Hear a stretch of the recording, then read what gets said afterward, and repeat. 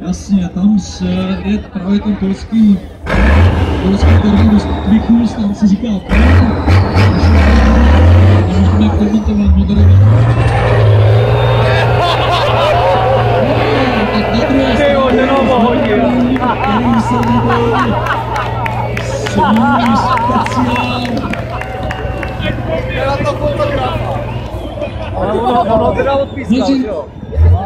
Ale do toho velkého bazénku, který má výhodu proti našemu bazénku, že je vypodložený panami, že je vybetonovaný.